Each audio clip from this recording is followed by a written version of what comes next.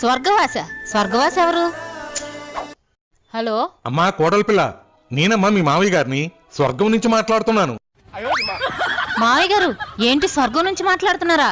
అక్కడ phone facility కూడా ఉందా? ఈ మధ్య జియోవాడు ఒక టవర్ వేశాడమ్మా. స్వర్గంలో అత్తయ్య గారిని కలిసారా మావయ్య గారు? అత్తకు మించిన అందగత్తెలు ఉన్నారమ్మా. ఇప్పుడు అత్త ఎందుకమ్మా? అంత అందగత్తులుంటే వాళ్ళతో డాన్స్ వేసుకోకుండా నాకెందుకు ఫోన్ చేశారు మావయ్య గారు? మన ఎదురింటి శంకర్రావు గారు లేడు? వాళ్ళు ఎదురింటి ఆవిడ తన సినిమాకి వెళ్ళాడని వాళ్ళ ఆవిడ కొట్టి కొట్టి చంపేసింది కదా మావయ్య గారు. ఈ విషయం మీకు కూడా తెలుసు కదా. వాడు నా దగ్గర ₹1,00,000 అప్పుగా తీసుకున్నాడమ్మా. డబ్బులైతే ఇచ్చేసాలే, కానీ వాడు రాసిచ్చిన ప్రామిసరీ నోటు నేనివ్వడం మర్చిపోయాను.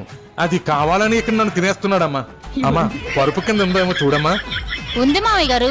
కొంపతీసి ఆ నోటు మీకు ఇవ్వడానికి నన్ను గాని మీ అబ్బాయిని గాని చచ్చిపోమంటారా ఏంటి? మన వెనకింటి దివాకరం కొన ఊపిరితో కొట్టుమిట్టాడుతున్నాడమ్మా. తులసి నీళ్ళు కూడా పోసేస్తున్నారులే. నువ్వేదో